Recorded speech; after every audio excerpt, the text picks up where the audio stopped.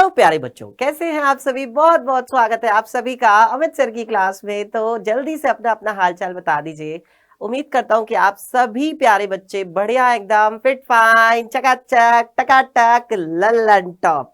तो सभी प्यारे बच्चे जो है अच्छे से पढ़ाई को कर रहे होंगे।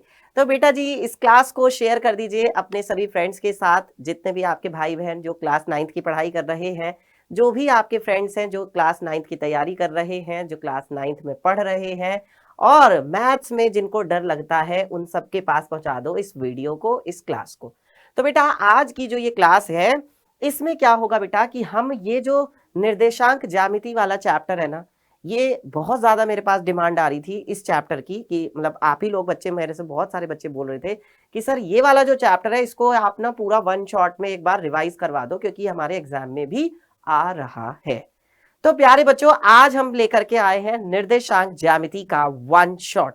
तो एक ही क्लास में हम पूरा जो चैप्टर है उसको अच्छे से रिवाइज कर लेंगे। तो क्या आप लोग तैयार हैं? जल्दी से बता दीजिए बेटा जी। शेयर कर दिया आप लोगों ने और लाइक कर दिया कि नहीं? तो लाइक भी कर दो बेटा, जितने सारे बच्चे फटाफट से लाइक कर दीजिए, शेयर कर दीजिए अपने सभी फ्रेंड्स के साथ एक बार क्लास को, और फिर हम लोग शुरू करते हैं। तो बेटा सुन लो, आज की जो ये क्लास है इसको शुरू करने से पहले, जैसा कि हम हर क्लास पे मोटिवेट करते हैं आपको बच्चों, तो आज भी मैं आपको मोटिवेट करूंगा ही। तो बच्चों देखो, समय का जो है हमें सही यूज करना चाहिए। बहुत सारे बच्चे ऐसे हैं जो टाइम का सही से यूज नहीं करते हैं और फिर उन्हें बाद में पछताना पड़ता है। तो बेटा जी समय का सदुपयोग जो है वो यही है कि जो काम रुका हुआ है ना, सबसे पहले उसको पूरा किया जाए। अगर आपके पास कोई रुका हुआ काम है तो पहले उसे कंप्लीट करो। अगर आपको लगता है कि किसी काम में आपको जो है मन नहीं लग रहा है, कोई चीज आपकी ऐसी है जो पीछे की बैकलॉग है, यहाँ पे रुके हुए काम से मतलब है जो पीछे का बैकलॉग है, जो आपका छूट गया है किसी वजह से, तो बेटा उसे कवर करो। अपना टाइम निकालो और टाइम निकाल करके उसको पढ़ लो अच्छे से, ठीक है। चलिए प्यारे बच्चों, तो इसी के साथ अब आगे बढ़ते हैं। और मैं आपको ये भी बता दूं बेटा कि आज की जो ये हमारी क्लास होगी ना, इसमें बच्चों हम लोग क्वेश्चंस भी करने वाले हैं बीच बीच में, है ना। बीच बीच में आपका एक तरह से जो है टेस्ट भी होता रहेगा। तो क्या आप लोग एक्साइटेड हो इस टेस्ट के लिए? बताओ फटाफट से। आपका बीच बीच में क्वेश्चंस की हेल्प से टेस्ट भी होगा बेटा। तो क्या आप लोग एक्साइटेड हो? बताओ जल्दी से। और मुझे ये भी बताओ फटाफट से कि क्या आप लोग तैयार हो? तो चलो एक बार देख लेते हैं कि हम लोग क्या क्या पढ़ने वाले हैं। तो ये जो चैप्टर है बेटा हमारा पूरा का पूरा, तो इस चैप्टर में हम लोग एक तो इंट्रोडक्शन देखेंगे, उसके बाद किसी बिंदु के निर्देशांक क्या होते हैं, भुज और कोटि, वो हम सीखेंगे। फिर हम सीखेंगे निर्देशांक अक्ष तथा मूल बिंदु के बारे में, और फिर कार्तीय तल और चतुर्थांश के बारे में जानेंगे। फिर बिंदु का आलेखन कैसे किया जाता है, किसी बिंदु को जो है कार्तीय तल में कहाँ दिखाया जाता है, कैसे दिखाया जाता है, वो हम सीखेंगे। और फिर प्रैक्टिस क्वेश्चन, जो हमारी एनसीईआरटी की बुक है बेटा, उसका जो है क्वेश्चंस करने वाले हैं। तो ये जो चैप्टर है बेटा, मैं आपको ये भी बता दूं, ये चैप्टर कोई बहुत बड़ा चैप्टर नहीं है, बहुत छोटा सा चैप्टर है और आसान भी है।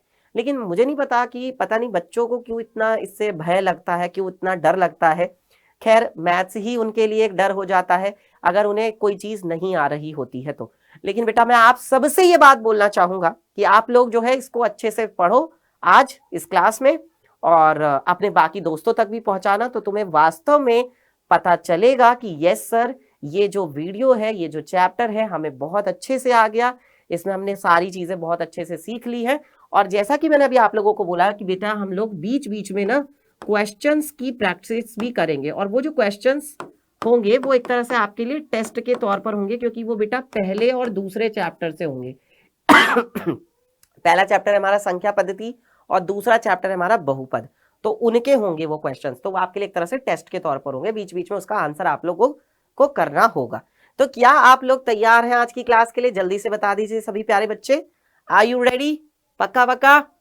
देख लो, शेयर कर दिया है सभी ने, लाइक कर दिया है क्लास को, किया है कि नहीं? एक लाइक तो अमित सर के लिए भी बनता है ना बेटा। हाँ, और आज के इस चैप्टर के वन शॉट के लिए एक लाइक बनता है ना। तो एक ही बार लाइक करना है।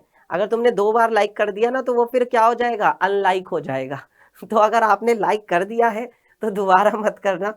हाँ, जिसने नहीं किया है वो कर दीजिए, ठीक है। चलो तो शुरू करते हैं बेटा। और सबसे पहले मैंने जैसा कि बोला, क्वेश्चंस की सहायता से ही हम लोग शुरू करेंगे। तो बेटा सबसे पहला सवाल, इसका आंसर फटाफट से आप लोग मुझे कमेंट में दे दीजिए क्या होगा बेटा इसका जवाब। जल्दी से कमेंट करके बताइए बेटा जी क्या लिखा हुआ है क्वेश्चन। 1/3 और 2/3 के ठीक बीच में परिमेय संख्या होगी। कौन सी परिमेय संख्या होगी बेटा बताओ। 1/3 और 2/3 के ठीक बीच में परिमेय संख्या होगी। जब हमें ठीक बीच में संख्या निकालनी होती है तो हम कौन सा मेथड लगाते हैं बेटा। 1/3 है 2/3 है, इन दोनों के बीच में हमें परिमेय संख्या निकालनी है तो हम इन दोनों को पहले क्या कर देंगे, जोड़ देंगे और फिर इसका क्या कर देंगे बच्चों, आधा कर देंगे। यानी यहां से क्या हो जाएगा, यहां से हमारे पास एलसीएम आ जाएगा 3, 3 है दोनों जगह तो एलसीएम आ जाएगा 3 और ऊपर है 1, यहाँ पर है 2 तो यानी हो जाएगा 1 + 2 और बटे में क्या है 2 है। यानी ये हमारे पास क्या हो जाएगा 2 और 1 3, 3/3/2, 3 से 3 कट जाएगा यानी हमारे पास आ जाएगा 1/2। कितना आ जाएगा हमारे पास 1/2, यानी कि हमारा कौन सा विकल्प सही हुआ, ये वाला ऑप्शन नंबर बी सही हुआ, 1/2 सही है। 1/2 हमारा जो है बच्चों बिल्कुल करेक्ट आंसर हुआ इस क्वेश्चन का। ठीक है 1/2 होगा। ठीक है चलो आगे बढ़ते हैं बच्चों और इसके बाद अगला क्वेश्चन आंसर करना है हर एक बच्चे को। कोई भी बच्चा ऐसा ना हो जो हाथ पे हाथ में रखा बैठा रहे। बेटा देखो आंसर आ रहा है या आंसर नहीं आ रहा है, सही आंसर आ रहा है या गलत आंसर आ रहा है, वो बात की बात होती है बेटा। लेकिन सबसे पहले जरूरी बात होती है कि आपको आंसर करना चाहिए बच्चों। क्लास में जब आप आए हो पढ़ने के लिए तो सीख के जाओ ना बेटा। और ये तो एक तरह से पहले की नॉलेज का टेस्ट है कि आपने अभी तक जो पहला चैप्टर पढ़ा, अब तो कितनी बार पढ़ चुके हैं पहला चैप्टर, दूसरा चैप्टर कितनी बार पढ़ चुके हैं, वन शॉट भी हमने पढ़ लिया है, रिवीजन भी कर लिया है, पेपर भी हमने दे दिए, टेस्ट भी दे दिए, तो अब तो इतना तो हमें आता ही है ना। तो कह रहे हैं बहुपद एक लिखा हुआ है हमारे पास 10, इसकी घात क्या होगी। तो बेटा देखो ये जो बहुपद है 10, 10 की घात कैसे करेंगे। अब देखो 10 को हम बेटा क्या लिख सकते हैं, 10 को हम लिख सकते हैं 10 गुणा में 1 लिख सकते हैं और उसके बाद हम इसे लिख सकते हैं 10 गुणा में ये जो 1 है 1 को लिख सकते हैं x⁻0। तो इसका मतलब ये जो चर होता है ना, चर की जो सबसे बड़ी घात होती है बेटा वही तो बहुपद की घात होती है ना प्यारे बच्चों। तो इसका मतलब जो हमारा ये बहुपद है 10, इसकी घात क्या हो जाएगी, ऑप्शन नंबर बी यानी कि 0, मतलब 0 होगी प्यारे बच्चों। आई होप कि आप सबको ये चीज क्लियर हो गई होगी। ठीक है ना, अगले क्वेश्चन की तरफ बढ़ते हैं बिना किसी देरी के। तो प्यारे बच्चों मेरे नेक्स्ट क्वेश्चन आप लोगों के सामने है 2 की घात 2/3 गुणा 2 की घात 1/3 का मान क्या होगा। ये तो बेटा घातांक के नियम पर है, जब आधार होता है समान और गुणा होती है तो क्या होता है। तो प्यारे बच्चों को गाना याद है ना, गुणा में घातें जुड़ती हैं, भाग में घातें घटती हैं, गुणा में घातें जुड़ती हैं, भाग में घातें घटती हैं। तो बच्चों यहां पर भी वही चीज है, गुणा हो रही है, आधार समान है, तो गुणा में क्या हो जाएगा, जो घातें होंगी बेटा वो क्या होंगी, जुड़ जाएंगी। ठीक है, गुणा में घातें जुड़ती हैं, भाग में घातें घटती हैं, या तो गुणा हो रही है ना तो गुणा में घातें जुड़ जाएंगी। इसका मतलब इसे हम लिख सकते हैं 2 की पावर एलसीएम कितना आ जाएगा 3 और ऊपर क्या है 2 + 1, यानी ये हो जाएगा बेटा 2 की घात कितना 2 और 1 3 और बटे में 3 और 2 की घात 3/3 का मतलब क्या हुआ, 2 की घात हुआ बच्चों 1। अब किसी भी संख्या की घात अगर 1 होती है तो इसका मतलब वो तो वापस वही संख्या हो जाती है ना। तो यानी आपका सही जवाब हो जाएगा ऑप्शन नंबर सी। इसका आंसर कितना आएगा 2 की पावर 1, 2 की पावर 1 का मतलब हो गया वही संख्या यानी कि 2 है। ठीक है, अरे वाह क्या बात है, तो सबका यही आया जवाब। अच्छा कितने लोगों का यही आया, चलो बताओ जल्दी से, सबका यही है ना, देख लो। चलो तो बेटा बिल्कुल भी डरने घबराने की जरूरत नहीं है बेटा, मैं आपसे अपनी तरफ से यही कोशिश कर रहा हूं कि आप लोगों की जो मैथ्स है वो आसान से आसान होती चली जाए और जितना आसान हो जाए वो आपके लिए अच्छा है ना। तो मेरी प्रैक्टिस मतलब मेरी प्रयास यही है, मेरा कोशिश यही है प्यारे बच्चों कि मैं आप लोगों को आसान से आसान तरीके से पूरा अच्छे से मैथ्स पढ़ा दूं और आप लोग सीख लो ताकि आप लोग अपनी अपनी क्लास में टॉप करके दिखा दो। चलो तो बेटा यहाँ पर हमारे पास एक क्वेश्चन है, के का मान ज्ञात कीजिए जबकि x-1 जो है px x² + x + k का एक गुणनखंड हो। तो बहुपद का एक गुणनखंड दिया गया है, अब आपको k का मान बताना है। तो बेटा गुणनखंड का मतलब क्या होता है, सोचो जरा दिमाग लगाओ, गुणनखंड का मतलब क्या होता है, कौन बताएगा सबसे पहले। तो बेटा गुणनखंड का मतलब होता है कि ये जो x-1 है ना, इस x-1 को बेटा 0 के बराबर रखो, तो यहां से तुम्हारे पास x का मान कितना आ गया, x का मान आ गया 1। अब तुम्हें क्या करना है कि ये 1 जो है उठा करके यहाँ पे रख देना है। तो जब यहाँ पे रखेंगे ना बहुपद में, तो बहुपद का मान किसके बराबर आना चाहिए, 0 के बराबर, क्योंकि ये इसका एक गुणनखंड है। तो x की जगह पे जब हम 1 रखेंगे बहुपद में, तो बहुपद का मान क्या आएगा? 0 आएगा प्यारे बच्चों। अब यहाँ x की जगह पर 1 रखो, मतलब ये आपका हो जाएगा 1 का स्क्वायर प्लस 1 प्लस k, और ये किसके बराबर होगा? 0 के बराबर होगा। ठीक है, अब यहाँ से देखो 1 का वर्ग हो गया 1, 1 प्लस k बराबर 0, यानी यहाँ से कितना हो जाएगा बताओ जल्दी से? यहाँ से आपके पास आ जाएगा 1 और 1 2, 2 प्लस k बराबर 0, मतलब k बराबर कितना आ गया? k बराबर आ गया -2, k बराबर आ गया -2, -2, -2, -2। ऑप्शन नंबर बी सही है। सभी का यही आया, देख लो। अरे वाह, क्या बात है भाई, वेरी वेरी गुड। चलो तो आगे बढ़ते हैं प्यारे बच्चों अगले ओके। अब हमारे टेस्ट जो था थोड़ा सा वो हमारा एक तरह से रिवाइज भी हो गया। अब आते हैं हम अपने वापस चैप्टर के ऊपर। तो हमारा चैप्टर है निर्देशांक ज्यामिति। अब देखो मैं इस पे तो बाद में जाऊंगा, पहले मैं आपको एक बहुत अच्छा एग्जांपल देता हूं और बहुत आसान सा, ध्यान से सुनना बेटा, मजा भी आएगा और आपको जो है समझ में भी आ जाएगा। तो देखो होता यह है, अब आप सभी लोग जो है पार्टी में, शादियों में, इधर उधर सब जगह लोग घूमने जाते हैं। कोई भी फंक्शन वगैरह होता है तो आप लोग अपने दोस्त के घर पे भी तो जाते हो ना, पार्टी वार्टी में। तो अब मान लो दोस्त का है बर्थडे, ठीक है, और आपको उसके घर पे पार्टी के में जाना है। ठीक है, मम्मी मम्मी पापा पापा आज तो मैं अपने दोस्त के घर पे जाऊंगा पार्टी में, आज उसका बर्थडे है। अब भैया दोस्त से बात बात तो हो गई, दोस्त ने तो स्कूल में ही बोल दिया था जब स्कूल में मिले थे कि भाई आज मेरा बर्थडे है, आज आना है। तो अब तुमने जो है दोस्त से उसका एड्रेस पूछा कि भाई अपना एड्रेस तो बता, तभी तो मैं आऊंगा तेरे घर पे पार्टी में। तो दोस्त ने जो है आपको एड्रेस बताया। अब जो उसने एड्रेस बताया तो उसने एक तो ना उस एरिया का नाम बताया जिस एरिया में वो रहता है। जैसे मान के चलो वो इंदिरा नगर में रहता है। वो कहाँ रहता है? वो इंदिरा नगर में रहता है। लेकिन इंदिरा नगर जो है, अब वो इंदिरा नगर तो बहुत बड़ा है, लेकिन आप अगर इतने बड़े इंदिरा नगर में उसे कहाँ ढूंढोगे? उसका घर कहाँ पे है? उसमें तो कितने सारे लोग रहते होंगे, है ना, बहुत सारे लोग रहते हैं। तो उसने क्या किया, उसने इंदिरा नगर में बहुत सारी क्या है गलियां बनी हुई हैं, पहली गली, दूसरी गली, तीसरी गली, चौथी गली, पांचवी गली, और उन गलियों में ना बहुत सारे सारे घर भी हैं। अब लेकिन मेरे दोस्त का घर कौन सा है भाई? वो किस गली में रहता है? उसका घर नंबर कौन सा है? तो मेरे दोस्त से जब मैंने पूछा था तो उसने जो है मुझे क्या बताया कि देखो एक काम करना, तुम इंदिरा नगर में आना और इंदिरा नगर की तुम गली नंबर 5 में आ जाना। किस में आ जाना? तुम गली नंबर 5 में आ जाना। ठीक है, तुम गली नंबर 5 पे आ गए। फिर उसने ये बताया हमें कि भाई गली नंबर 5 पे आने के बाद तुम मकान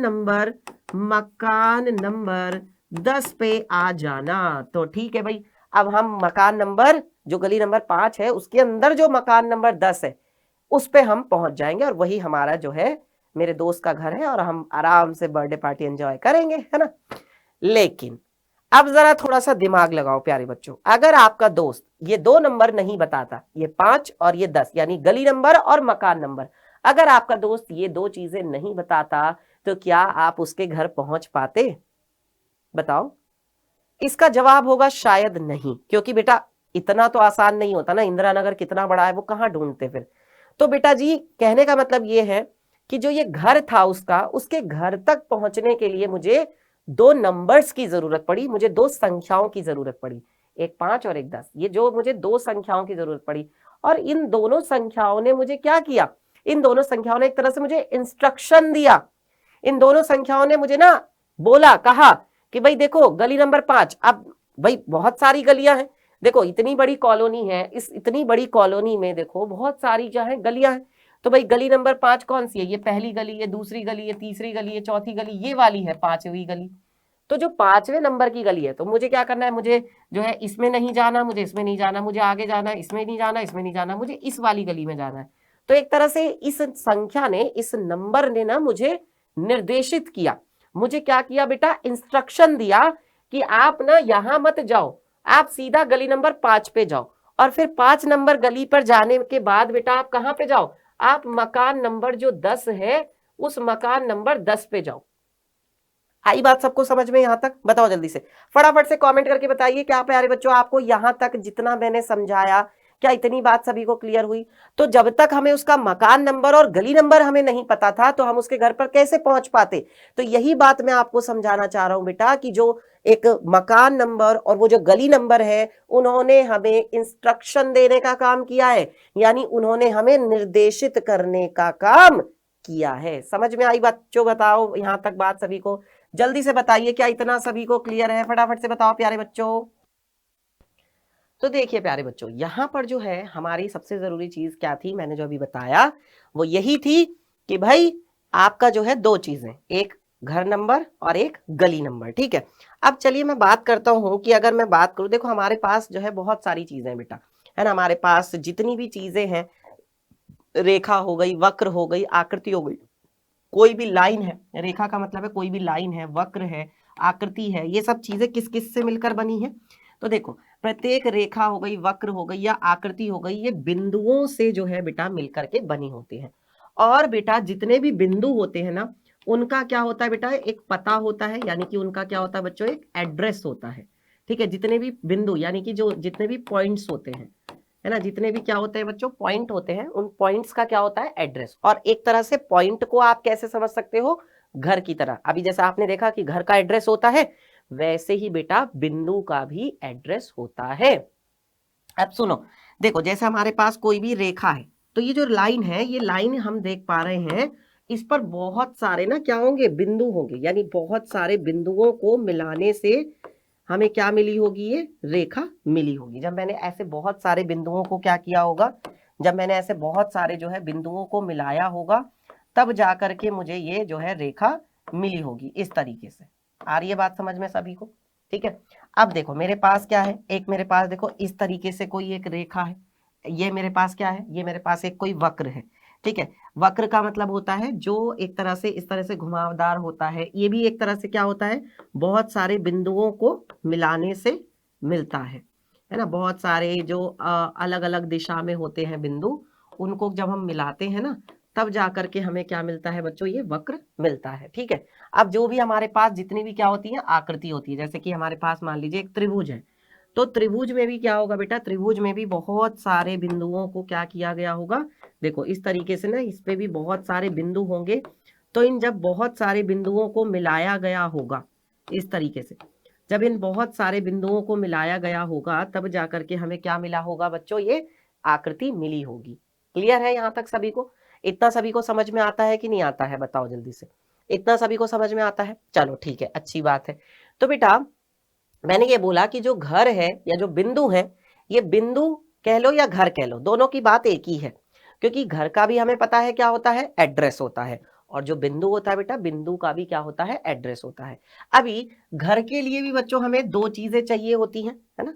घर को दिखाने के लिए हमें दो चीजें चाहिए होती हैं। ठीक है, तो बेटा इसी तरीके से एक समतल पर किसी बिंदु को दर्शाने के लिए भी हमें दो जानकारियों की जरूरत होती है, आवश्यकता पड़ती है। जैसे घर का क्या होता है बेटा, आप चाहे घर कह लो या चाहे बेटा बिंदु कह लो, बात एक ही है। तो दोनों का ही क्या होगा, दोनों का ही होगा बेटा एड्रेस, यानी दोनों का ही क्या होगा, पता होगा। और उस पते में क्या होंगी बच्चों, दो जानकारियां होती हैं, दो जानकारियां होती हैं। दो जानकारियां कौन कौन सी होती हैं? जैसे घर के लिए अगर बात करें तो घर के लिए क्या था, गली नंबर और मकान नंबर।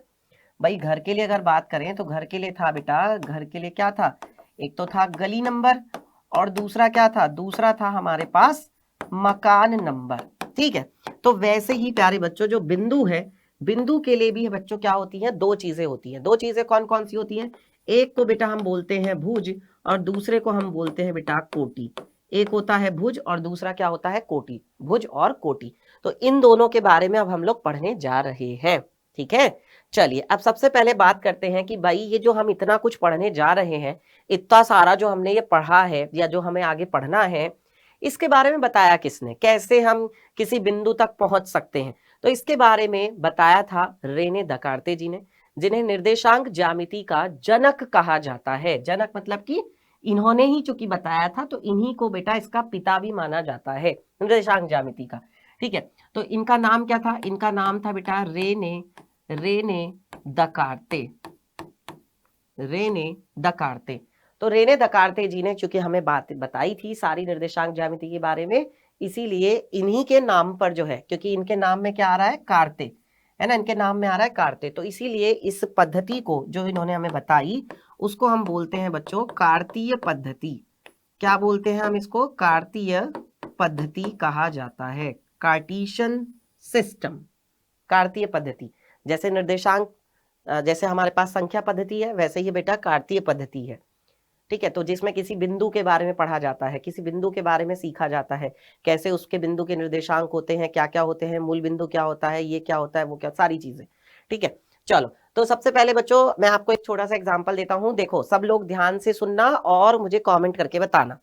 अब मान लो कि आपके पास जो है बेटा एक टेबल है, स्टडी टेबल है, और उस स्टडी टेबल पर यहाँ पर ना कोई क्या रखा हुआ है बेटा, यहाँ पर कोई जो है टेबल लैंप रखा हुआ है, और ये इस तरीके से यहाँ पर ये टेबल लैंप रखा हुआ है, ठीक है। तो जो ये टेबल लैंप रखा हुआ है स्टडी टेबल पर, अगर आप अंधेरे में जा रहे हो कमरे में, सुन लो, लाइट नहीं गई है, मतलब लाइट गई हुई है, लाइट गई हुई है, अंधेरा है पूरे कमरे में, और आपको जो है कुछ दिख तो रहा नहीं है, अब आपको जो है वो स्टडी लैंप जो है वो जो रखा हुआ है उसको उठा करके लेकर आना है। अब आपको मम्मी ने बता दिया कि भाई वो टेबल लैंप कहाँ पे रखा हुआ है, कैसे रखा हुआ है, तो कैसे बताओगे, बताओ, वो टेबल लैंप की जो स्थिति है उसको हम कैसे बताएंगे। तो इसको भी हम बेटा देखो दो चीजों से बताएंगे। सबसे पहले तो ये चीज होगी कि भाई वो टेबल लैंप जो रखा हुआ है वो टेबल के लेफ्ट साइड में रखा हुआ है या राइट साइड में रखा हुआ है। देखो ये टेबल की लेफ्ट साइड है और ये जो है टेबल की बच्चों राइट साइड है ना। एक टेबल की लेफ्ट साइड हो गई, एक टेबल की राइट साइड हो गई। तो एक तो हम ये बताएंगे भाई, अगर वो इधर की तरफ रखा होता तो हम बताते कि लेफ्ट साइड में रखा हुआ है। अब चूंकि वो राइट साइड में रखा हुआ है तो हम क्या बताएंगे कि जो टेबल लैंप रखा हुआ है वो राइट साइड में रखा हुआ है, यही बताएंगे ना, बताओ, ठीक है। अब उसमें भी क्या है, क्योंकि बहुत बड़ी टेबल है, काफी बड़ी टेबल है, तो भाई वो टेबल के मतलब नीचे की तरफ रखा हुआ है या ऊपर की तरफ रखा हुआ है। देखो दो चीजें ये भी हैं, टेबल में वो नीचे की तरफ है या ऊपर की तरफ है, मतलब पीछे की तरफ है या आगे की तरफ है, किधर रखा हुआ है। तो इसमें हम बताएंगे कि वो आगे की तरफ रखा हुआ है। तो इसका मतलब ये हुआ टेबल लैंप की स्थिति बताने के लिए भी हमें दो चीजों की जरूरत पड़ी, एक तो लेफ्ट राइट और दूसरा ऊपर और नीचे, है ना, दो चीजों की हमें जरूरत पड़ी। चलो ठीक है। अब बच्चों ऐसे ही जो भी कोई चीज है उसका एक क्या है, पोजीशन है, और वो पोजीशन क्या एक तरह से बिंदु है, मतलब टेबल लैंप को आप एक तरह से बिंदु समझो। अब उस बिंदु के लिए भी मुझे दो चीजें बतानी पड़ी ना, लेफ्ट और राइट में से कोई एक चीज बतानी पड़ी, और ऊपर और नीचे किधर की तरफ है ये मुझे बताना पड़ा। और जब किसी को आप ऐसे बता दोगे तो वो सीधा जाएगा रूम के अंदर, टेबल के पास जाएगा, देखेगा कि ये तो लेफ्ट साइड है, ये राइट साइड है, राइट साइड की तरफ जाएगा, ऊपर की तरफ जाएगा, उसको टेबल लैंप मिल जाएगा और वो लेकर के चला आएगा। क्लियर हुई बच्चों बात, ये सबको समझ में आई, बताओ जल्दी से, क्या इतनी बात सभी को क्लियर हुई बेटा, कमेंट करके बताइए फटाफट से, यस यस यस, बताओ बच्चों, अच्छा लग रहा है, समझ में आ रहा है अभी तक जो भी मैंने सिखाया बताया, सबको क्लियर है बेटा इतना, तो लाइक कर दो बच्चों फटाफट से, आगे बढ़ जाऊं, चलें आगे हम लोग, चलो इसके बाद आगे बढ़ते बच्चों। अब एक देखो क्वेश्चन आ गया हमारे सामने, कुछ थोड़ा सा ना प्रैक्टिस करते हैं, ठीक है, फिर इसके बाद और बाकी चीजों के बारे में जानेंगे। बीच बीच में मैंने बोला था ना पहले ही कि आपका मैं टेस्ट भी एक तरह से लेता रहूंगा। चलो ठीक है, तो इसमें क्वेश्चन में बोल रहे हैं 6x² प्लस 5x माइनस 6 के गुणनखंड ज्ञात कीजिए। बेटा ये क्वेश्चन कहाँ से है, बहुपद से है, तो इसके बेटा हमें गुणनखंड करने, क्या करना पड़ता है, पहले 6 की 6 में गुणा करनी पड़ती है। तो 6 की 6 में गुणा होगी कितना हो जाएगा, 6 6 36 हो जाएगा। अब 36 हो जाएगा और घटाने पर क्या आना चाहिए, 5 आना चाहिए। तो हम जानते हैं 9 चौक कितना होता है, 9 चौक 36 होता है, 9 चौके होता है बेटा 36, और अगर 9 में से 4 मैं घटा दूं तो 5 भी आ जाएगा ना। तो इसलिए बेटा इसको हम क्या लिख सकते हैं, इसको हम ऐसे लिख सकते हैं, देखो 6x² प्लस के 5x, तो इसे हम ऐसे लिख देंगे 6x² प्लस के 9x माइनस के 4x और माइनस का 6 बराबर 0। और फिर हम क्या करेंगे, देखो 9 में से 4 जाएगा तो क्या आएगा, 5x आ जाएगा, ठीक है। अब इन दोनों में से क्या कॉमन आएगा, इन दोनों में से मान लो 3x कॉमन आ गया, तो यहाँ पे देखो 6 के और 9 कितनी बार में आता है, ये आता है देखो 2 बार में, ये 2 बार में आएगा 2x, और ये कितनी बार में आएगा, 3 बार में आएगा, यानी कि 3। फिर ये दोनों बच्चों इनमें से आपने मान लो माइनस का 4 कॉमन ले लिया, या माइनस का क्या कॉमन आएगा, 2 कॉमन आएगा, माइनस का 2 कॉमन आएगा, 2 के पारे में 4 भी आता है और 6 भी आता है, 2 दूनी 4, 2 तिया 6, तो 2 दूनी 4 यानी 2x। अब बाहर माइनस लिया है तो अंदर के चिन्ह बदलेंगे, यानी ये वाला माइनस क्या हो जाएगा बेटा, प्लस हो जाएगा। और देखो 2 एकम 2, 2 तिया 6 बराबर 0। अब दोनों में से 2x प्लस 3, 2x प्लस 3 क्या आ गया, कॉमन आ गया। दोनों में से जो है 2x प्लस 3 कॉमन आ गया। यहां से क्या बच गया, 3x। यहां से क्या बच गया, यहां से बच गया 3x माइनस का 2। तो कौन सा विकल्प सही हुआ भाई, 3x माइनस का 2 और 2x प्लस का 3, यानी बेटा ये तो हमारा कौन सा ऑप्शन है, ऑप्शन नंबर 1 है ना। सभी का यही आ रहा है, बताओ जल्दी से, सभी का यही आ रहा है क्या, सबका यही है बच्चों, पक्का पक्का। चलो भाई वेरी गुड, आगे बढ़ते हैं भाई, अगला क्वेश्चन देखते हैं। तो नेक्स्ट क्वेश्चन हमारे पास है, सीधे गुणा किए बिना 104 की 106 के साथ गुणा करके मान बताइए कितना होगा। सीधे सीधे गुणा किए बिना, सीधा गुणा नहीं करना है, बिना सीधा गुणा किए जो है हमें बताना है। अब यहां पर बेटा लगेगी सर्व समीका। तो देखो 100 और मतलब 104 है और 106 है, इसे हम क्या लिख सकते हैं, 104 को तो लिख सकते हैं 100 प्लस 4 और 106 को लिख सकते हैं 100 प्लस 6। तो ये देखो अब यहाँ पर ये क्या बन गया, ये हमारे पास बन गया बच्चों x प्लस ए गुणा में x plus B, x plus A गुणा में x प्लस बी। तो यानी ये क्या हो जाएगा, x की x में गुणा होगी तो क्या हो जाएगा एक्स स्क्वायर, फिर क्या होगा बच्चों, फिर आएगा आपके पास प्लस। ठीक है, अब देखो इसके बाद ये आएगा आपके पास ए एक्स प्लस क्या होता है आपके पास ये है ना बी एक्स, और फिर क्या आता है ए और बी की गुणा। तो यानी ये हमारे पास फाइनल जो सर्व समीका आती है वो किसके बराबर आती है, ये होता है देखो x प्लस ए एक्स प्लस बी, यानी ये हमारे पास होता है एक्स स्क्वायर प्लस ए प्लस बी गुणा में x और प्लस का ए बी, यही तो होता है। ठीक है, तो ये चीज जब हम यहाँ पे लगाएंगे, x की जगह पे क्या है 100 और a की जगह पे है 4 और b की जगह पे क्या है बेटा 6 है ना। तो ये हमारा क्या बन जाएगा, देखो ये हमारा बन जाएगा 100 का वर्ग प्लस, ठीक है, फिर क्या होता है a प्लस बी, यानी कि बच्चों 4 और 6 को जोड़ देंगे, 4 प्लस 6 और गुणा में कितना आएगा, गुणा में आ जाएगा बेटा 100, क्योंकि गुणा में क्या होता है x, और x की जगह पे कौन है, x की जगह पे है बेटा 100। ठीक है, और फिर क्या होता है a और b की गुणा, इस a की इस b में गुणा होती है ना, यानी 4 की किस में गुणा होगी, 6 में गुणा होगी, 4 गुणा 6। ठीक है, तो यहां से कितना हो जाएगा बेटा, 100 का वर्ग होगा आपके पास 10,000 प्लस 4 4 और 6 10, उसकी 100 में गुणा होगी तो 1000 आ जाएगा, और 4 छके होता है 24। तो ये कितना हो गया 10,000 और 1,000 11,000, 11,024, 11,024, यानी कि ऑप्शन नंबर कौन सा सही है, बी सही है, 11,024, 11,024। ठीक है, तो बहुत ही आसान था, अगर आप लोगों ने सर्व समीका अच्छे से पढ़ा है सीखा है तो बेटा कोई दिक्कत वाली बात नहीं होगी। ठीक है मेरे प्यारे बच्चों, चलो आगे बढ़ते हैं। अगला क्वेश्चन है x बराबर 0 पर px, यानी जो हमारा बहुपद है ये चर x में है, 4x square minus 2x plus 3 का मान है, इसका मान कैसे निकालेंगे, क्या करेंगे बताओ, चलो जल्दी से बताओ फटाफट से। तो करते क्या है बेटा, जहां पर भी x होता है, जहां जहां पर हमें x दिखाई देता है उसकी जगह पे जो हमें मान दिया हुआ है वो उठा के रख देते हैं, यानी ये क्या हो जाएगा p0, मतलब यहां से कितना आ जाएगा देखो 4 गुणा में 0 का क्या हो जाएगा वर्ग माइनस 2 गुणा में क्या हो जाएगा 0 प्लस क्या आ जाएगा आपके पास 3, यानी आपके पास क्या हो जाएगा 4 गुणा 0 माइनस 2 0 क्या हो गया 0 ही हो गया, और प्लस क्या हो गया 3, तो 4 0 की गुणा 0 0 माइनस 0 प्लस 3, यानी ये आपके पास कितना आ गया 3 ही तो आ गया, सारा कितना आपके पास आ गया 3 आ गया, यानी कि आपका ऑप्शन नंबर डी सही है। ठीक है ना, ऑप्शन नंबर डी हमारे पास बिल्कुल सही जवाब है, करेक्ट। चले आगे प्यारे बच्चों, यहां तक क्लियर। तो प्यारे बच्चों अगर अच्छा लग रहा है क्लास में, समझ में आ रहा है, देखो वन शॉट तो हम लोग कर ही रहे हैं, लेकिन उसके साथ साथ में हम लोग अपना जो पिछला हमने अभी तक पहला और दूसरा चैप्टर पढ़ा संख्या पद्धति और बहुपद, उसके क्वेश्चन की प्रैक्टिस भी चल रही है भाई, रिवीजन भी चल रहा है एक तरह से उसका, है ना। चलो बढ़िया, मजा आ रहा है।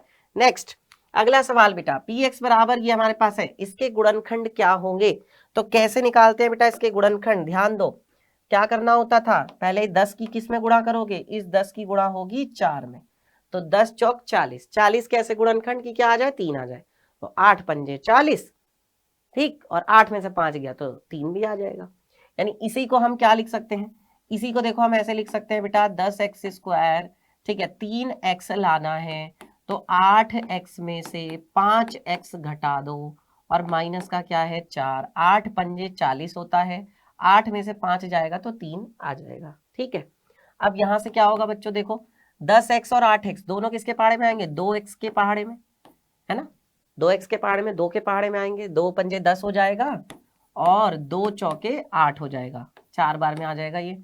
फिर देखो 5x और -4, इनमें से तो कुछ कॉमन आ ही नहीं रहा, तो यहाँ पे माइनस का 1 कॉमन आएगा। जब माइनस कॉमन लोगे तो यहाँ से बचेगा बेटा 5x, और ये जो माइनस का 4 है, ये माइनस का 4 कैसा हो जाएगा, प्लस का 4 हो जाएगा, यानी ये। ठीक है, अब इसके बाद क्या होगा बेटा, देखो दोनों में से क्या कॉमन आ रहा है, दोनों में से क्या कॉमन आ रहा है भाई, देखो 5x+4, 5x+4 दोनों में से कॉमन आ रहा है। यहां से बच गया आपके पास 2x और यहां से बच गया आपके पास -1, तो बस यही हमारा आंसर, यानी option number B, 5x+4 2x -1। ठीक है, समझ में आ गया ना सबको। चलो आगे बढ़ते बेटा। अब देखिए अगला क्वेश्चन है, निम्नलिखित को सरल करके, है ना, किसका मान बताना है, 16 की घात, 16 की घात कितना दिया हुआ है, 3/4। तो ये बच्चों कैसे करते थे, देखो 2 की घात में तोड़ेंगे 16 को, क्योंकि हम 2 की जब कितनी बार गुणा करते हैं, 2 की जब हम 4 बार गुणा करते हैं ना बच्चों, तो हमारे पास क्या आता है, तो हमारे पास आता है 16, आता है कितनी बार, 1 2 3 4, तो जब 2 की घात कितना आएगा, ये 2 की घात आएगा 4, 2 की घात 4 किसके बराबर होता है, 16 के बराबर होता है। तो इसका मतलब इस 16 को हम क्या लिख सकते हैं, 16 को हम लिख सकते हैं 2 की घात 4, और फिर इसकी भी घात कितनी दी हुई है, इसकी घात आपको दी हुई है 3/4। ठीक है, तो हम क्या करेंगे बेटा, 2 की घात जो है ये 4, इसमें हम गुणा कर देंगे, किससे गुणा कर देंगे, 3/4 से हम यहाँ पर गुणा कर देंगे। तो अब मुझे बताओ कितना आ जाएगा, जल्दी से बताओ फटाफट से, इस 4 से इस 4 को काट देंगे, 4 से 4 कट जाएगा, यानी ये आपके पास कितना आ जाएगा, 2 की घात 3 आ जाएगा। और 2 की घात 3 का मतलब क्या हो, 2 दूनी 4 दूनी 8, है ना, 3 बार, एक तरह से 2 से 2 की खुद से ही कितनी बार गुणा होगी, 3 बार गुणा हो जाएगी, घात के ऊपर घात होती है तो उनके आपस में गुणा होती है, यानी सी ऑप्शन सही हो जाएगा हमारे पास। समझ में आ रहा है प्यारे बच्चों। चलिए अब देखो वापस से हम आते हैं अपने चैप्टर निर्देशांक ज्यामिति पे, थोड़ा सा मैंने बोला था ना बीच बीच में टेस्ट भी होता रहेगा। ठीक है, अब यहां पर देखो बेटा 2 चीजें आती है, एक होता है क्षैतिज संख्या रेखा और दूसरा होता है ऊर्ध्वाधर संख्या रेखा।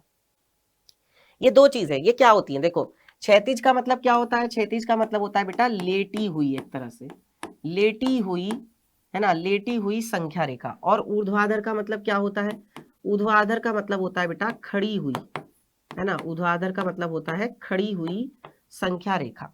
तो हमारे पास एक तो संख्या रेखा तो हम जानते ही हैं, संख्या रेखा कैसी होती है, कुछ इस तरीके की होती है, इधर जाते हैं तो माइनस अनंत आता है, इधर जाते हैं तो प्लस अनंत आता है ना, और बिल्कुल बीचों बीच में क्या होता है, बिल्कुल बीचों बीच में होता है 0। जब हम इसके राइट साइड में जाते हैं तो क्या आता है, यहाँ पे 1 आता है, 2 आता है, 3 आता है, 4 आता है। जब लेफ्ट साइड में जाते हैं तो -1 आता है, -2 आता है, -3 आता है, यही होता है। अच्छा, 0 के दाहिनी तरफ चलते हैं तो सारी धनात्मक संख्याएं होती हैं, 0 के अगर हम बाईं तरफ चलते हैं तो सारी ऋणात्मक संख्याएं मिलती हैं, ये होता है ना। तो इसे ही हम क्या बोलते हैं बेटा, लेटी हुई संख्या रेखा या क्षैतिज संख्या रेखा। इसके बाद खड़ी हुई संख्या रेखा में क्या होगा भाई, इसी को ही ना इस तरीके से ऐसे घुमा दो, इसको ऐसे घुमा दीजिए इस तरीके से, इसको इधर और इसको इधर, है ना, इसको ऐसे घुमा दो, तो क्या होगा, ये ऐसे सीधी बिल्कुल खड़ी हो जाएगी। तो जब नीचे की तरफ जाएंगे तो क्या मिलेगा, माइनस का अनंत मिलेगा, ऊपर की तरफ जाएंगे तो क्या मिलेगा बेटा, प्लस का अनंत मिलेगा।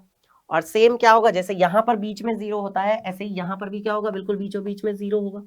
ठीक है, जब 0 के हम ऊपर चलेंगे, क्योंकि इस हिस्से को हम ऐसे कर रहे हैं, इधर ऐसे यूं घुमा रहे हैं ना, इसको हम ऐसे घुमा रहे हैं, तो ये 0 के ऊपर क्या आएगा, 0 के ऊपर 1 आएगा, फिर 2 आएगा, फिर 3 आएगा, फिर 4 आएगा।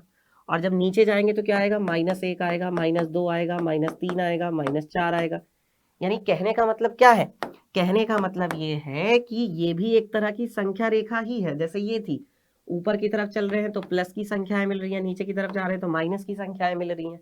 ठीक है, जैसे इसमें क्या था, दाहिनी तरफ जाने में प्लस, लेफ्ट साइड में माइनस, इसे हम बोलते हैं बच्चों एक्स अक्ष। इसे क्या कहा जाता है, एक्स अक्ष कहा जाता है, जो क्षैतिज संख्या रेखा होती है ना। क्षैतिज संख्या रेखा को ही हम क्या बोलते हैं, क्षैतिज संख्या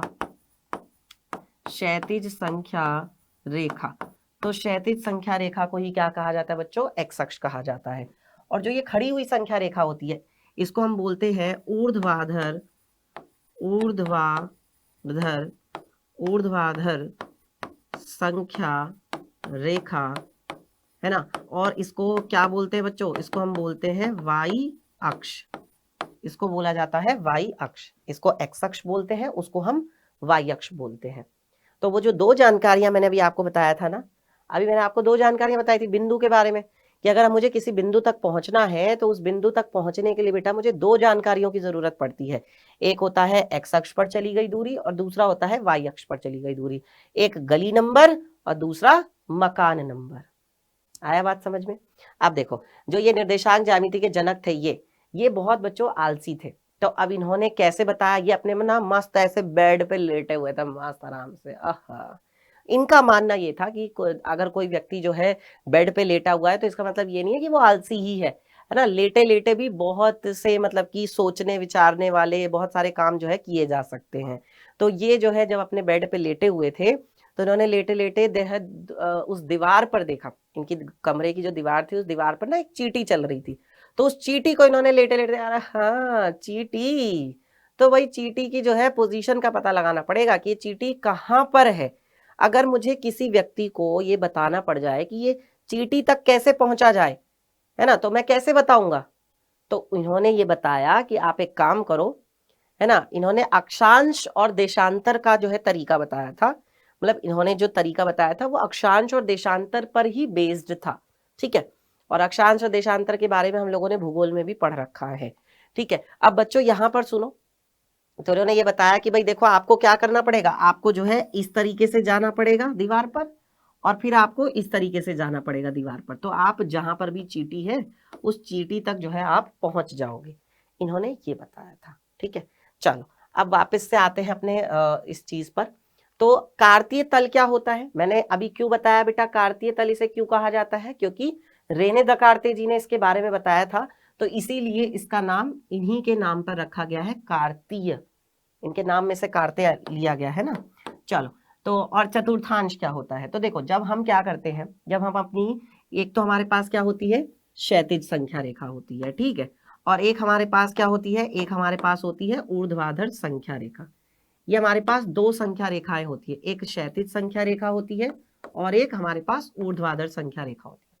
तो जब हम इन दोनों को बेटा कितने डिग्री के कोण पे रख देते हैं? 90 डिग्री के कोण पे रख देते हैं, है ना। 90 डिग्री के एंगल पे जब हम रख देते हैं तो क्या होता है कि ये तो हमारा क्या था, ये तो हमारा एक्स अक्ष था, अभी मैंने बताया जो लेटी हुई संख्या रेखा थी। और ये क्या था हमारे पास? ये हमारे पास था वाई अक्ष। तो एक्स अक्ष और वाई अक्ष को बच्चों जब हम 90 डिग्री के कोण पे रख देते हैं एक दूसरे के ऊपर, तो बेटा इससे हमें क्या मिलता है बताओ? इससे हमें मिलता है कार्तीय तल। इससे हमें क्या मिलता है? कार्तीय तल मिलता है। इसे हम कहते हैं कार्तीय तल, ये जो हमें मिल रहा है, ठीक है। अब इस पर संख्याएं होंगी, जाहिर सी बात है, इस पर क्या होंगी भाई? संख्याएं होंगी। यहाँ बीचों बीच में देखो, अगर मैं इसका नाम बेटा मैंने रख रखा है चौराहे वाला बिंदु, क्योंकि यहाँ पर क्या होता है कि दो मतलब कि चार रास्ते एक तरह से जा रहे हैं इस पॉइंट पर, एक इधर जा रहा है, किधर जा रहा है, किधर जा रहा है, नीचे की तरफ जा रहा है। तो इसे हम चौराहे वाला बिंदु मैंने नाम रखा है इसका, अब आप याद रखना। तो जो ये चौराहे वाला बिंदु है इसका नाम होता है बच्चों मूल बिंदु। इसका नाम क्या होता है? मूल बिंदु होता है, इसे हम मूल बिंदु कहते हैं, ठीक है। खैर इसके बारे में भी बात करेंगे। तो होता यह है बेटा कि इस पर अगर हम इधर की तरफ बढ़े तो वही 1 फिर 2 फिर 3 फिर 4, है ना। इस तरीके से लेफ्ट साइड में जाते हैं तो -1 -2 -3 -4 मिलता है। ऊपर की तरफ जाते हैं तो 1 2 3 4, नीचे की तरफ जाते हैं तो -1 -2 -3 -4 -5, ये हमें मिलता है। तो कहने का मतलब ये है जो ये हमें मिल रहा है ना बेटा, इसे हम कहते हैं कार्तीय तल। अब इस कार्तीय तल के इस पूरे जो ये हमारे पास कार्तीय तल है इसके चार हिस्से हैं बेटा। एक हिस्सा ये है, एक हिस्सा ये है, एक हिस्सा ये है, एक हिस्सा ये। आ रही है बात समझ में? ठीक है, बताओ सबको बात समझ में आ रही है? चार हिस्से हैं इसके। ये हो गया बेटा आपका पहला हिस्सा, फर्स्ट, फिर ये हो गया आपका सेकंड, फिर ये हो गया आपका थर्ड, और फिर ये हो गया बेटा आपका फोर्थ हिस्सा। तो कुल मिलाकर कितने हिस्से हो गए बेटा? 4 हिस्से हो गए। बेटा आप समझ में आ रहा है ना? बताते चलना मुझे, कोई बात अगर समझ में ना आए तो पूछ लेना, ठीक है? कमेंट करके मुझसे पूछ सकते हो। तो ये पहला हिस्सा हो गया, इसे हम कहते हैं बच्चों प्रथम चतुर्थांश। क्या कहते हैं हम इसे? प्रथम चतुर्थांश। फिर ये सेकंड वाले को हम बोलते हैं द्वितीय चतुर्थांश, द्वितीय चतुर्थांश। थर्ड को हम बोलते हैं तृतीय चतुर्थांश, ठीक है? और इस फोर्थ वाले को हम बोलते हैं चतुर्थ चतुर्थ चतुर्थांश, ठीक है? चतुर्थ चतुर्थांश। तो ये 4 चतुर्थांश है। अंश का मतलब होता है बेटा हिस्सा, है ना? तो किसका हिस्सा? कार्तीय तल के ये 4 हिस्से हैं, इन्हें ही क्या बोला जाता है बच्चों? चतुर्थांश कहा जाता है। ये चतुर्थांश बने कैसे? जब हमने अपनी क्षैतिज रेखा को ऊर्ध्वाधर रेखा पर रखा, कितने डिग्री के कोण पर? 90 डिग्री के कोण पर, तब जाकर के, ठीक है? चलो इसके बाद आगे बढ़ते हैं और अब हम बात करेंगे बेटा भुज और कोटि के बारे में। क्या होती है भुज और कोटि? देखो भुज होता है बच्चों जो हमारा यहाँ पर क्या होता है, यस, भुज किसे कहते हैं? भुज कहते हैं बच्चों जो एक्स अक्ष पर तय दूरी होती है, एक्स अक्ष पर चली गई दूरी, एक्स अक्ष पर चली गई दूरी जो होती है बेटा उसे हम क्या कहते हैं? भुज कहते हैं। और इसे हम शॉर्ट में क्या भी बोल देते हैं? उस बिंदु का ना एक्स निर्देशांक भी कह देते हैं। जो हमारा बिंदु है, जो हमारा पॉइंट है, उसको हम क्या बोल देते हैं? एक्स निर्देशांक, ठीक है? एक्स बोल सकते हो आप इसको। और जो ये कोटि है, कोटि क्या होती है भाई? कोटि होती है प्यारे बच्चों उस बिंदु का वाई अक्ष पर चली गई दूरी, वाई अक्ष पर चली गई दूरी को हम क्या कहते हैं? कोटि कहते हैं। शॉर्ट में इसको हम वाई निर्देशांक भी कह देते हैं, वाई निर्देशांक, ठीक है ना? वाई निर्देशांक। तो सिंपल, अगर मान लो कहीं पे क्या लिखा हुआ है, अगर कहीं पे लिखा हुआ है भुज, तो बेटा भुज का मतलब क्या है? भुज का मतलब एक तरह से एक्स है। अगर कहीं पे लिखा हुआ है बेटा कोटि, तो कोटि का मतलब क्या है? कोटि का मतलब है वाई। भुज का मतलब है एक्स और कोटि का मतलब क्या है? वाई है। सिंपल, अगर शॉर्ट में अगर मैं आपको बताऊं तो, ठीक है? भुज का मतलब है एक्स और कोटि का मतलब है वाई, ठीक है? भुज का मतलब एक्स, कोटि का मतलब है वाई, ठीक है? चलो इसके बाद बच्चों बात करते हैं किसी बिंदु के निर्देशांक कैसे लिखे जाते हैं। सुनिएगा ध्यान से, कोई भी अगर आपके पास पॉइंट है तो किसी भी बिंदु के निर्देशांक कैसे बताते हैं और कैसे लिखते हैं, बताओ? तो देखो बेटा, किसी भी बिंदु के निर्देशांक में सबसे पहले क्या होता है? मान लो कोई बिंदु है P, तो उसके निर्देशांक में पहले उसका आता है x निर्देशांक। क्या आता है उसका? x निर्देशांक। फिर कॉमा लगाते हैं और फिर y लिखते हैं, यानी पहले उसका x निर्देशांक लिखा जाता है और फिर उसका y निर्देशांक लिखा जाता है, ठीक है? यहां पर बच्चों ये जो x है, ये x क्या है? x है बेटा यहाँ पर उस बिंदु का भुज, अभी जो भुज पढ़ा ना वो। और y क्या है? y है उस बिंदु की कोटि, है ना? तो एक तरह से अगर मैं बिंदु को लिखना चाहूं तो मैं बिंदु को ऐसे भी लिख सकता हूं। P लिखा मैंने और ब्रैकेट के अंदर क्या लिखूंगा? पहले भुज, फिर कॉमा लगेगा और फिर क्या आएगी? उसकी कोटि, भुज कॉमा कोटि, है ना? अगर कोई ऐसे लिखता है, सुनो ध्यान से, अगर कोई इस प्रकार से लिखता है, कोटि लगा कॉमा लगा करके भुज, है ना? कोई अगर इस तरीके से लिखता है, कोटि लिखा और फिर कॉमा लगा के भुज लिखा, तो ये तरीका होगा बेटा गलत। ये तरीका क्या हो जाएगा? गलत हो जाएगा। पहले भुज लिखा जाएगा फिर कोटि लिखा जाएगा। हमेशा हमेशा हमेशा जो हमने, या हम कह सकते हैं कि जो रेने दकार्ती जी ने हमें बताया है, रेने दकार्ते जी ने जो हमें सिखाया है सारी चीजें, है ना? तो उसमें उन्होंने यही बताया है कि भाई देखो पहले एक्स लिखा जाएगा फिर वाई लिखा जाएगा। आप ये नहीं कर सकते कि पहले वाई लिखो फिर एक्स लिखो। तो हमेशा किसी भी बिंदु के निर्देशांक में पहले एक्स फिर वाई, पहले एक्स फिर वाई, पहले एक्स फिर वाई, पहले एक्स फिर वाई। अब जैसे कहीं पे लिखा हुआ है, प्यारे बच्चों ध्यान से सुनना, कोई बिंदु है ए और इसके ब्रैकेट में क्या लिखा हुआ है? 2 कॉमा माइनस का 3। तो आप इसमें क्या बता सकते हैं? इसे देख करके, इसे देख करके आप क्या बताओगे? इसे देख करके आप यही बताओगे ना कि यहाँ पर ये 2 क्या है? एक्स है और ये -3 क्या है? वाई है। यानी एक्स बराबर हो गया 2 और वाई बराबर क्या हो गया? -3 हो गया। सिंपल है कि नहीं? अच्छा, अब मान लो यहाँ पर मैंने दे दिया कि किसी बिंदु के किसी बिंदु का एक्स निर्देशांक जो है, सुनना ध्यान से, किसी बिंदु का एक्स निर्देशांक जो है वो है -3 और किसी बिंदु का जो वाई निर्देशांक है वो है 4। तो बताइए कि उस बिंदु के निर्देशांक क्या होंगे। उसका x जो है वो -3 है, उसका y जो है, अब देखो इसको आप ऐसे समझो कि गली नंबर -3 और मकान नंबर 4, आप इसको ऐसे समझिए ना।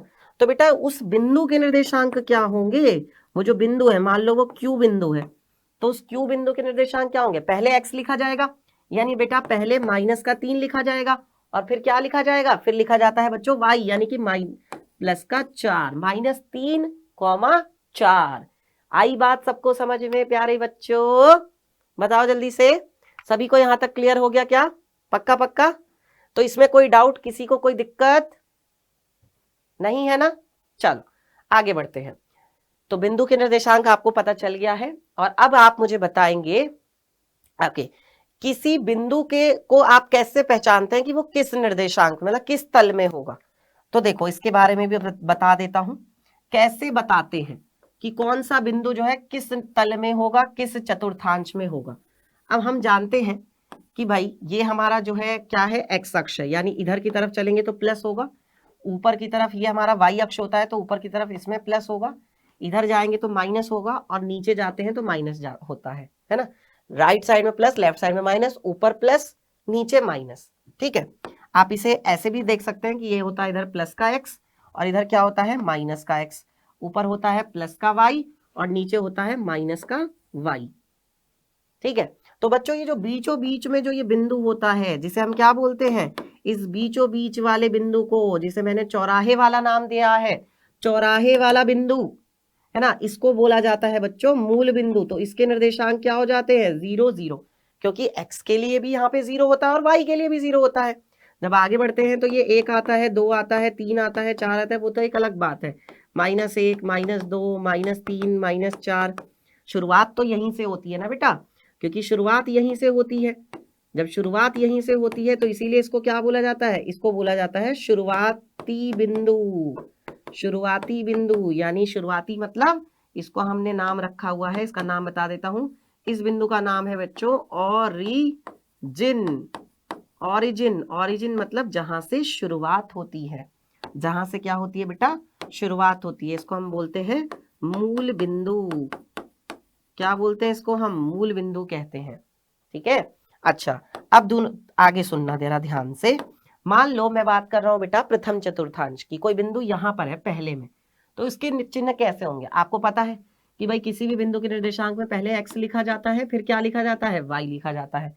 अब मान लो मुझे इसमें जाना है, इस वाले की मैं बात कर रहा हूं, तो इधर से पहले x, इधर से आओ, इधर से आओ और फिर इधर से आओ, है ना, इधर ऐसे आओगे ना, ऐसे ही तो आओगे, बताओ, अरे ऐसे ही तो आओगे भाई। तो यहाँ पर जो ये आपका प्रथम चतुर्थांश है, इस प्रथम चतुर्थांश में क्या होगा, x तो कैसा होगा, x तो हुआ प्लस का, और y कैसा हुआ, y भी हुआ बच्चों प्लस का, x भी प्लस का और y भी प्लस का। अगर मैं बात करता हूँ दूसरे की, तो पहले देखो यहाँ पर x है, इधर से इधर आओगे, इधर से इधर आओगे, यानी कि ये क्या होगा, माइनस का हो गया, और इधर से जब आओगे तो y कैसा है, y है बेटा प्लस का, पहले x फिर y, तो ये हो गया आपका द्वितीय चतुर्थांश, ठीक है, ये द्वितीय चतुर्थांश हो गया। चलो और इसके बाद बात करते हैं तीसरे वाले की। अगर तीसरे में देखो यहां से जाओगे तो पहले क्या आएगा, माइनस, क्योंकि पहले x आता है, फिर y आता है, और y भी कैसा है, y भी माइनस का है। ये हो गया आपका यहां से कौन सा चतुर्थांश, तृतीय चतुर्थांश, तृतीय चतुर्थांश, ठीक है। और अब बात करते हैं बेटा चौथे की। तो चौथे में क्या होगा, देखो इधर से आओगे तो कैसा है, x पहले प्लस का, और फिर इधर से आओगे तो y कैसा है, y है बच्चों माइनस का, यानी प्लस माइनस, और ये हो गया आपका चतुर्थ चतुर्थांश, चौथा चतुर्थांश। तो सबके चिन्ह पता चल गए, सबके चिन्ह। अब आप कोई भी बिंदु कहीं पे भी किसी भी चतुर्थांश में हो, आप उसके चिन्ह देख करके बता सकते हो। क्या देख के बता सकते हो, उसके आप चिन्हों को देखकर बता सकते हो, जो उसके साइन है ना, चिन्हों को देख के बता सकते हो कि वो बिंदु किस चतुर्थांश में होगा। और ये भी पूछा जाता है कि जिस बिंदु पर x अक्ष और y अक्ष यानी क्षैतिज संख्या रेखा और ऊर्ध्वाधर संख्या रेखा दोनों एक दूसरे को काटते हैं, उसे क्या बोलते हैं, उसे बोला जाता है बेटा मूल बिंदु, जहां से शुरुआत हो रही है, ओरिजिन इंग्लिश में। और मूल बिंदु के निर्देशांक क्या होते हैं, मूल बिंदु के निर्देशांक क्या होते हैं, क्योंकि बेटा मूल बिंदु है तो उसके निर्देशांक होंगे 0 0, दोनों x भी 0 y भी 0, ठीक है। चलिए, तो अब यहाँ पर बताइए ये बिंदु आपका कहाँ पर स्थित होगा? बिंदु -8,6 किस पाद में स्थित है? पाद का मतलब है बेटा यहाँ पर उस चतुर्थांश से, किस चतुर्थांश में स्थित है? बताओ, यह बिंदु जो है बेटा किस चतुर्थांश में स्थित है? तो आप देखिए, इसका x जो है वो कैसा है? माइनस का। इसका y जो है बेटा वो कैसा है? प्लस का। x है माइनस का, y है प्लस का। माइनस प्लस, तो माइनस प्लस ऐसे फटाफट से बना लो। देखो, इधर प्लस होता है, इधर माइनस होता है, ऊपर प्लस होता है, नीचे माइनस होता है। तो x कैसा है? माइनस का, और y कैसा है? प्लस का। यानी ये कहां पर होगा? ये तो होगा बेटा द्वितीय चतुर्थांश में, दूसरे में होगा, है ना। चलो अगला, बिंदु 4,3 किस चतुर्थांश में स्थित है? बताओ, बिंदु 4-3 किस चतुर्थांश में स्थित है? तो इसका x कैसा है? प्लस का। y कैसा है? माइनस का। x है प्लस का, y है माइनस का। तो फटाफट से ऐसे प्लस बड़ा सा बनाया, इधर प्लस होता है, ऊपर प्लस होता है, लेफ्ट माइनस, नीचे माइनस। x कैसा है? प्लस का, ये रहा देखो। और y कैसा है बेटा? y इधर से जाएंगे तो वो हो गया माइनस का। प्लस माइनस यानी कि ये तो हो गया चौथे में, चौथा चतुर्थांश, फोर्थ। ठीक है, समझ में आ रहा है प्यारे बच्चों? किस तरह से चिन्हों से आप बता सकते हो कौन सा बिंदु कहाँ होगा ना। अगला, दो अक्षों के प्रतिच्छेदी बिंदु को क्या कहते हैं? बताया था अभी अभी थोड़ी देर पहले बताया कि जहां पर दोनों अक्ष एक दूसरे को काटते हैं उसे हम क्या कहते हैं? उसे हम कहते हैं बच्चों मूल बिंदु। मूल बिंदु का मतलब होता है 0 0, जिसके निर्देशांक क्या होते हैं? 0 0। चलिए, मूल बिंदु के निर्देशांक आ गया। फिर से अगला सवाल, मूल बिंदु के निर्देशांक क्या होते हैं? तो यहाँ पर बेटा x भी 0 होता है, और यहाँ पर y, दोनों x और y दोनों ही क्या होते हैं? 0 0, यानी ऑप्शन नंबर डी। ठीक है, चलिए अगला सवाल देखते हैं। दूसरे चतुर्थांश में स्थित बिंदु के चिन्ह कैसे होंगे? अगर कोई बिंदु दूसरे में है तो बताओ। देखो, ये हो गया आपका प्लस का x, ये हो गया आपका प्लस का y, इधर हो गया माइनस का x, और इधर हो गया माइनस का y। अब आपका बिंदु कहाँ पर है? आपका बिंदु है दूसरे में। तो दूसरे में देखो, x कैसा होगा? माइनस का। y कैसा होगा? प्लस का। तो माइनस प्लस हो गया, यानी कि कहाँ? पहला ही सही हो गया, माइनस प्लस। ठीक, चलो नेक्स्ट, एक्स अक्ष का समीकरण। एक्स अक्ष का समीकरण क्या होता है बेटा? देखो, एक्स अक्ष का जो समीकरण होता है वो होता है बच्चों y बराबर 0। पूरा जो एक्स अक्ष होता है आपका, ये जो पूरा का पूरा एक्स अक्ष होता है ना, इस पूरे एक्स अक्ष पर माइनस से लेके प्लस तक कहीं पर भी आप चले जाओ, माइनस एक्स से लेके प्लस एक्स तक, कहीं भी किसी भी बिंदु पर चले जाओ बेटा, चाहे इस बिंदु पर, इस बिंदु पे, इस बिंदु पे, किसी भी बिंदु पे बात कर लो, किसी भी बिंदु की बात कर लीजिए, कहीं पर भी इस पूरे एक्स अक्ष पर, पूरे एक्स अक्ष पर y क्या रहेगा? हमेशा सदैव 0 रहेगा। y हमेशा 0 रहेगा। तो हम कह सकते हैं एक्स अक्ष का समीकरण क्या होता है? y बराबर 0। सेम ऐसे ही बेटा जो y अक्ष का समीकरण होता है वो इसका जस्ट उल्टा हो जाएगा। तो बेटा y अक्ष का समीकरण होता है x बराबर 0। अब देखो, हमारे पास ये है हमारा पूरा का पूरा y अक्ष। अब मैं इस y अक्ष पर, ऊपर की तरफ है प्लस का y, नीचे की तरफ है माइनस का y, तो मैं इस y अक्ष पर कहीं भी किसी बिंदु पर चला जाऊं, चाहे यहाँ, चाहे यहाँ, चाहे यहाँ, चाहे यहाँ, है ना, किसी भी पॉइंट की बात कर लीजिए आप इस पूरे y अक्ष पर, तो पूरे y अक्ष पर क्या होता है बच्चों? x बराबर हमेशा 0 रहता है। यही क्या है? यही y अक्ष का समीकरण है। अगला, x अक्ष पर स्थित बिंदु का x अक्ष पर स्थित बिंदु के निर्देशांक, ये होगा एक्स अक्ष पर स्थित बिंदु के निर्देशांक। इसे ठीक कर लीजिएगा, हाँ, समीकरण नहीं, बिंदु के निर्देशांक। अगर मान लीजिए कोई बिंदु एक्स अक्ष पर स्थित है बेटा, सुनना ध्यान से, अगर कोई बिंदु एक्स अक्ष पर स्थित है तो एक्स अक्ष पर स्थित है मतलब इस तरीके से होगा, है ना, ये माइनस एक्स हो जाएगा, इधर प्लस एक्स हो जाएगा। अब मान लो वो बिंदु जो है वो यहाँ कहीं पर है, ठीक है, इस जगह पर है। अभी मैंने आपको क्या बताया कि हम पूरे एक्स अक्ष पर, है ना, कहीं पर भी चले जाएं, y तो क्या रहता है बेटा? y तो रहता है 0। और मुझे पता है कि किसी भी बिंदु के निर्देशांक में पहले x लिखा जाता है, फिर y लिखा जाता है। अब उसका y तो क्या रहने वाला है? 0 ही रहने वाला है। लेकिन x तो कुछ होगा ही, x कुछ ना कुछ तो होगा। y तो 0 होगा पर x तो कुछ ना कुछ होगा, इसीलिए उसका रूप कैसा हुआ? x, 0 रूप हुआ, x, 0 रूप हुआ, x, 0 रूप। सेम ऐसे ही प्यारे बच्चों जो हमारे पास y अक्ष है, y अक्ष पर स्थित बिंदु के निर्देशांक कैसे होंगे? y अक्ष पर स्थित बिंदु के निर्देशांक सुन लो प्यारे बच्चों, वाई अक्ष पर स्थित बिंदु के निर्देशांक, ये है हमारा पूरा का पूरा वाई अक्ष। ऊपर की तरफ होता है प्लस वाई, नीचे की तरफ है माइनस वाई। अगर मैं इस पूरे वाई अक्ष की बात कर रहा हूं, है ना, और मैं बात कर रहा हूं, मान लो यहाँ पर है कोई बिंदु, है ना, यहाँ पर है कोई बिंदु Q, तो इस बिंदु Q में क्या होगा बच्चों, अगर मैं बात करता हूं कि इसका ना वाई निर्देशांक कैसा होगा, वो तो जो होगा सो होगा, पर ये वाई अक्ष है, तो वाई अक्ष पर कहीं पे भी चले जाओगे बेटा, x तो क्या रहने वाला है, 0 रहने वाला है, x तो 0 रहेगा, लेकिन y तो जो रहेगा कुछ तो रहेगा। तो जितने भी बिंदु y अक्ष पर होते हैं उनका रूप कैसा होता है, 0, y। अब ये ऐसा भी हो सकता है, देखो 0, 1 हो जाए, 0, 2 हो जाए, 0, -3 हो जाए, 0, 4 हो जाए, 0, 1/2 हो जाए, कोई भी रूप जो है बेटा वो यहाँ पर हो सकता है। समझ में आ रहा है? चलिए अब बच्चों बात करते हैं किसी बिंदु की x अक्ष से दूरी क्या कहलाती है। अगर हम बात करते हैं कि किसी बिंदु की x अक्ष से दूरी जो है वो क्या कहलाती है, किससे दूरी पूछी जा रही है, x अक्ष से दूरी, तो x अक्ष से दूरी क्या होती है, उस बिंदु का बेटा y निर्देशांक होती है। x अक्ष से दूरी क्या होती है, जो उस बिंदु का y निर्देशांक होता है। और y निर्देशांक को क्या बोला जाता है, y निर्देशांक को बोला जाता है उस बिंदु की कोटि। तो कौन सा ऑप्शन सही है, ऑप्शन नंबर डी। ठीक है, उल्टा होता है, अगर x अक्ष से दूरी कहेंगे तो y निर्देशांक होगा, ठीक है, और अगर y अक्ष से दूरी पूछेंगे तो x निर्देशांक हो जाएगा। चलिए y अक्ष से बिंदु 3,5 की दूरी क्या है, बताओ। यहां पर आपके पास एक बिंदु है आपके पास 3,5, और इसकी दूरी कहां से पूछी जा रही है, y अक्ष से पूछी जा रही है। अब फिर से वही बात है, मैंने बोला ना उल्टा होता है, अगर y अक्ष से पूछ रहे हैं तो आप क्या बताओगे, आप बेटा उसका x निर्देशांक बता दो।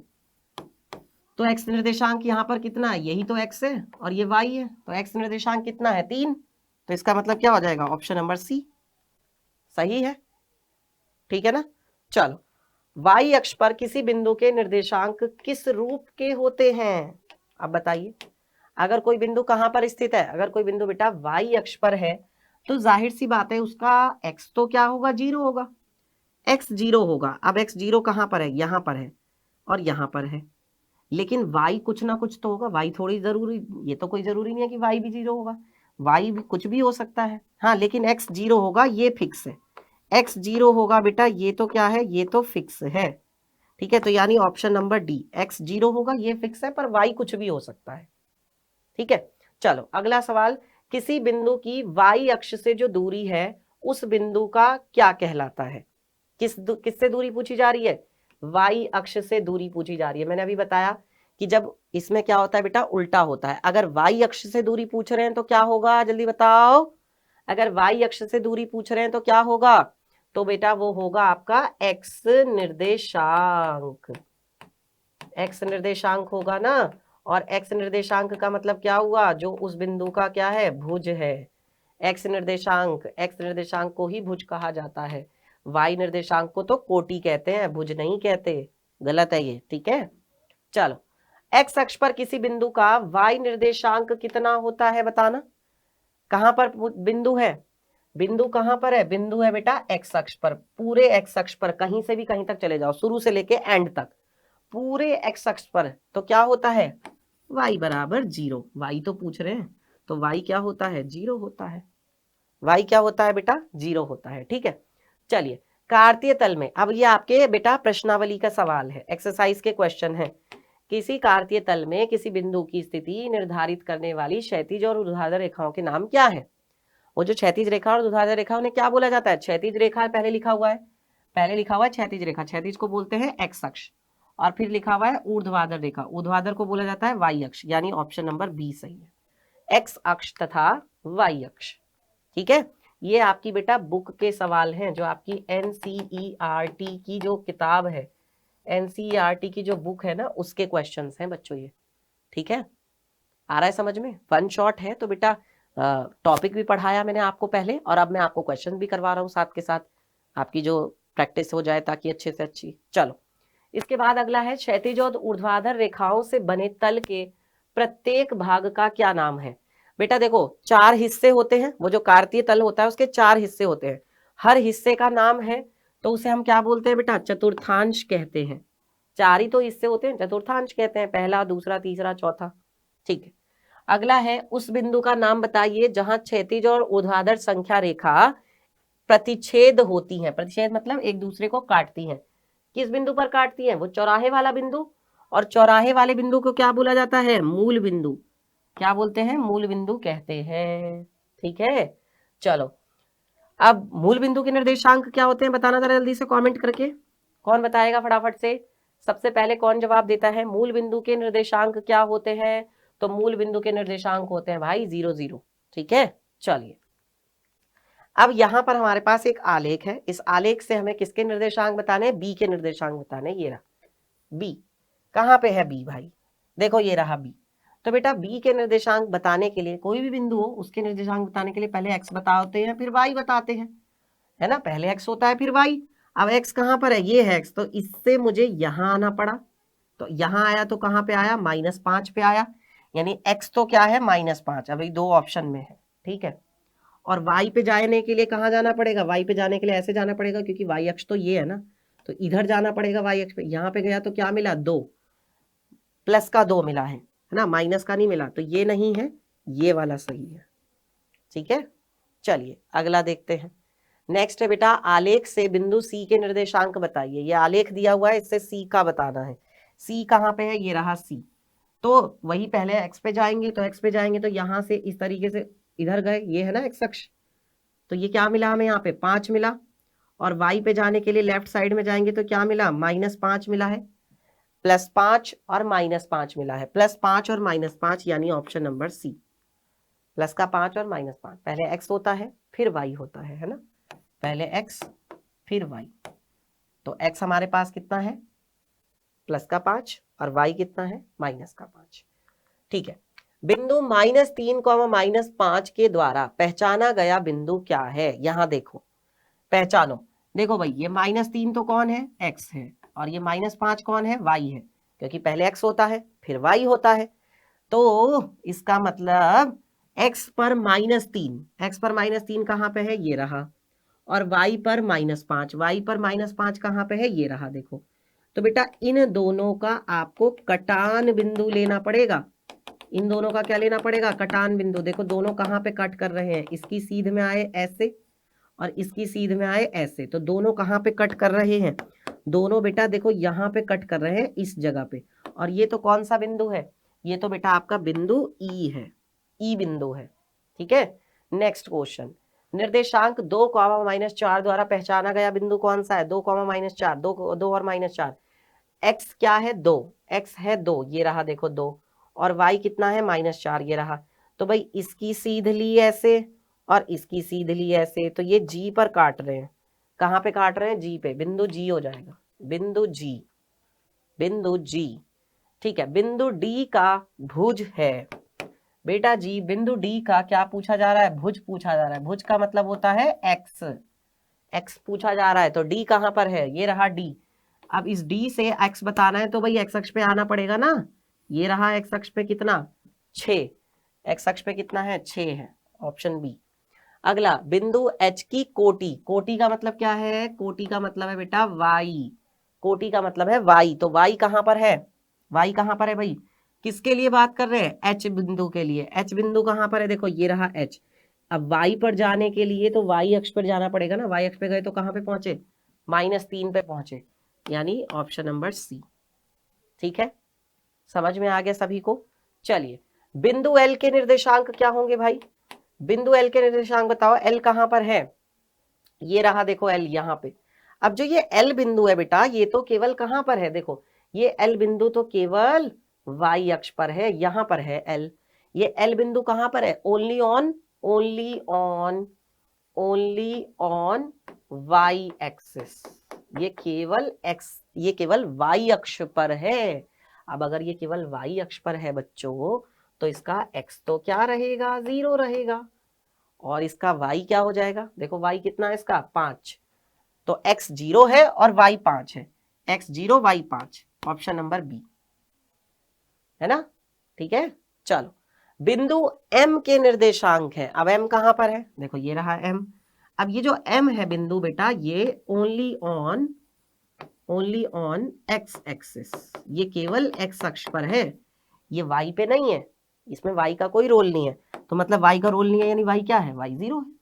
भाई ये m तो कितना है, m का x तो क्या है -3, और y क्या रहेगा, y रहेगा बेटा 0, y 0 रहेगा, ये रहा y 0, यहाँ पे भी है, लेकिन x कितना है, x है बेटा -3, तो ऑप्शन नंबर डी हो जाएगा।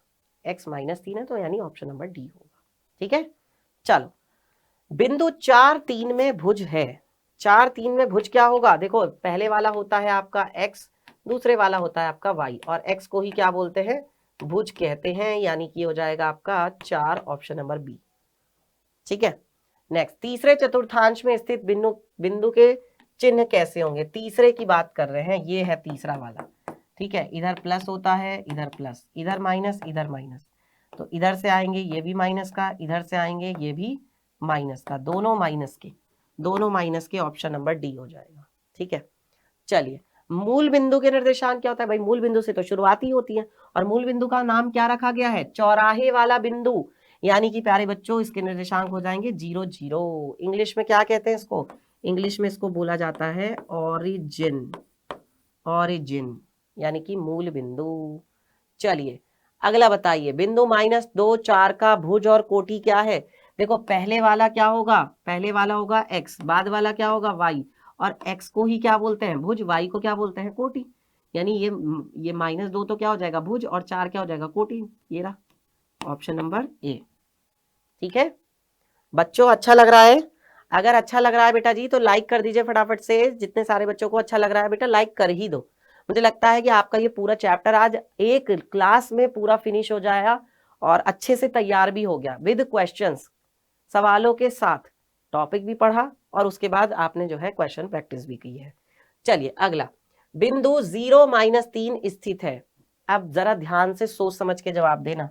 देखो पहले यहाँ पे क्या बोला गया है, ये देखो इसका x क्या है बेटा 0, और -3 क्या है, वो तो y है ना, लेकिन x तो 0 है। अब x अगर 0 है तो वो बिंदु कहां पर होगा, बताना जरा, उल्टा होता है ना, अगर x 0 है तो वो बिंदु कहां पे होगा, वो y पे होगा, वो कहां पे होगा, वो y अक्ष पर ही तो होगा, तो इसका मतलब बी ऑप्शन सही है। ठीक है, चलो अगला, क्षैतिज रेखा को क्या कहते हैं, क्षैतिज रेखा को x अक्ष कहा जाता है, ये तो फिल इन द ब्लैंक्स था, ऑप्शन नंबर ए हो जाएगा।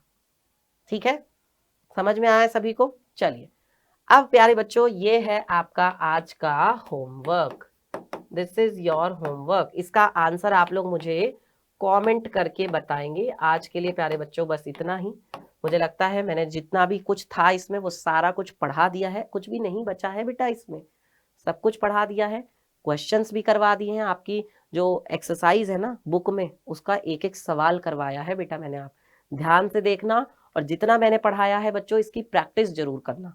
और अगर आज की क्लास आप लोगों को अच्छी लगी है तो बेटा जी लाइक करो फटाफट से, लाइक तो कर ही दो, एक अमित सर के लिए ही लाइक सही है ना, और एक लाइक इस चैप्टर के लिए, तो मतलब कि आप एक लाइक तो कर ही सकते हैं।